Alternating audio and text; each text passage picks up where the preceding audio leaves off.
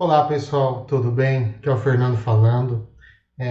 Eu vim aqui com vocês comentar sobre um post que eu republiquei essa semana dos meus amigos da Pastagem e Ciência e deu muita repercussão, deu curtidas e algumas pessoas comentando, né, comigo.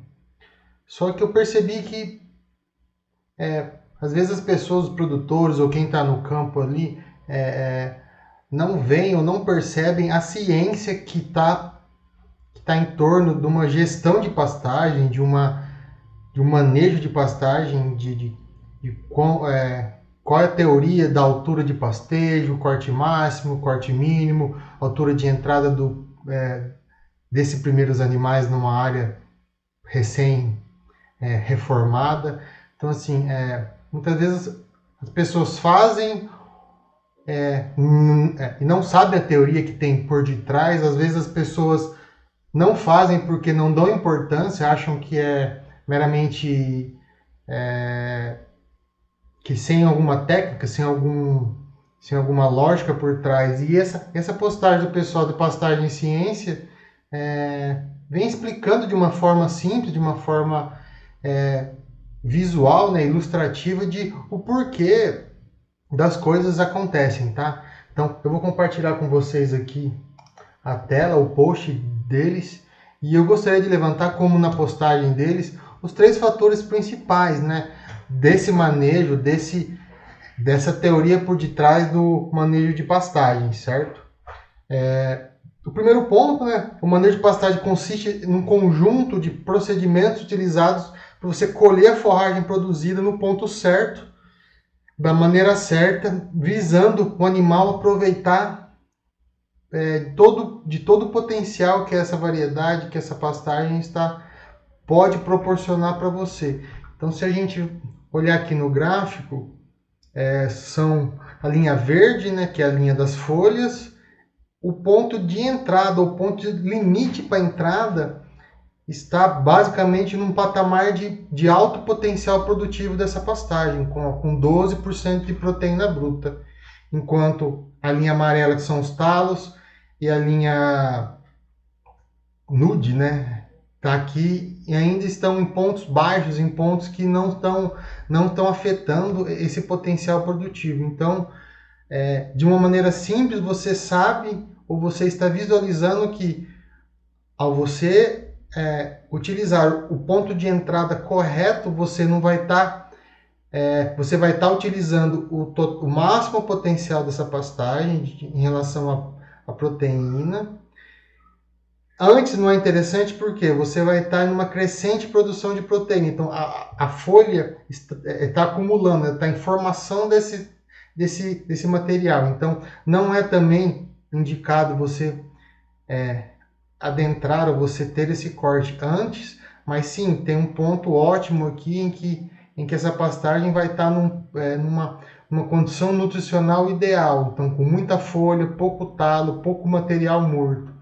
Então, esse é o primeiro ponto. Então, você ter essas informações e saber utilizar essas informações de uma maneira correta, você vai estar otimizando a sua pastagem, os seus animais, com isso tendo um melhor retorno, né? Tudo isso se reverte, a gente quer que isso aconteça o quê? Se reverte em lucratividade, maior ganho de peso, em peso final de abate mais reduzido, animais melhores acabados, certo? Segundo ponto, quando o capim chega numa determinada altura, ele começa a reduzir a sua qualidade nutricional. Ele tem um ponto ótimo, e desse ponto ótimo para frente, se você não fez a utilização correta, esse capim ele vai estar perdendo qualidade, tanto em proteína, que às vezes se mantém por um período, mas, por exemplo, ele vai estar com uma formação mais excessiva de talo, as folhas do bacheiro, as folhas inferiores, elas vão ter pouco acesso à luz, então com isso vai aumentar a quantidade de folhas mortas, de material morto, e tudo isso é capim que tinha potencial de produção e você está perdendo. Então, quanto mais você deixa aquele ponto de entrada ideal, pior vai ser aquela forragem que você vai estar consumindo mais para frente. por isso que, por exemplo, hoje eu aconselho meus clientes, eu tenho clientes que falam, não, eu vou formar o meu pasto, eu vou deixar sementear, e depois de sementear eu vou colocar os meus animais. Por que isso é errado? Você não vai estar utilizando essa pastagem da melhor maneira possível, da maneira mais correta.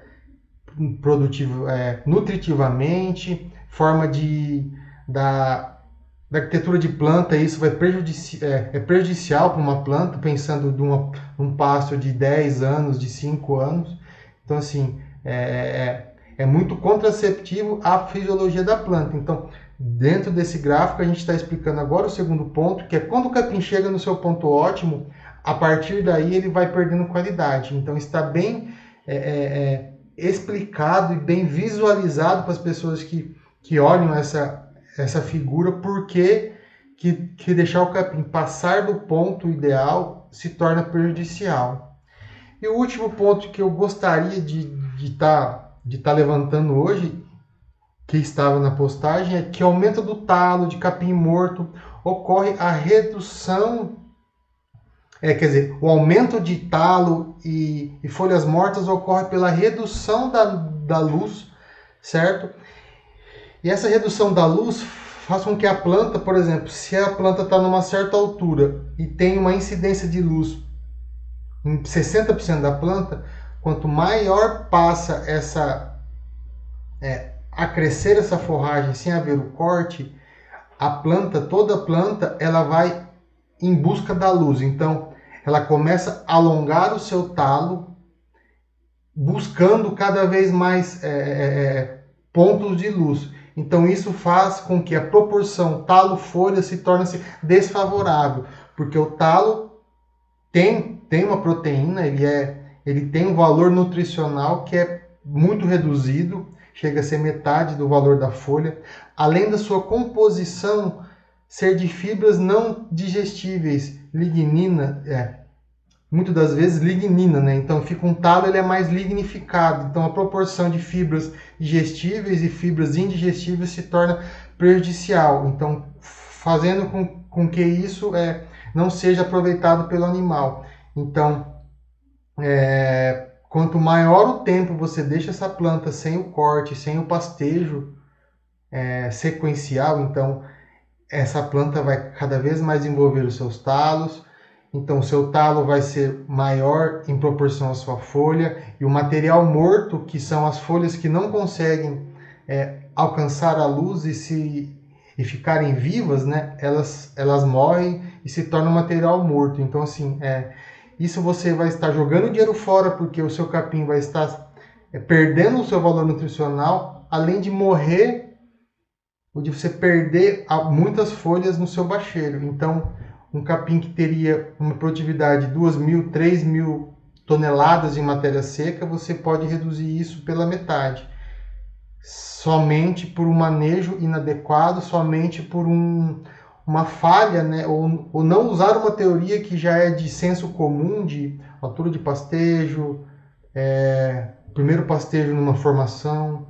Então, assim, isso é muito importante para o produtor, é muito importante para a sua lucratividade, para a rentabilidade da sua propriedade, você pensar em tecnologias, em técnicas que vão sempre beneficiar o retorno financeiro para você, sendo no manejo adequado, que vai te gerar mais animais por hectare, que vai te gerar um aproveitamento dessa pastagem melhor. Então, assim, essa é a dica, essa é o comentário que eu tenho em cima desse post, que eu achei sensacional. Como sempre, o material do Pastagem Ciência é um material excepcional e eu gostei e gostaria de explicar. Por isso desse vídeo explicativo para os meus amigos, para as pessoas que sempre estão perguntando, questionando sobre alguma técnica, alguma coisa que a gente vem falando, tá bom?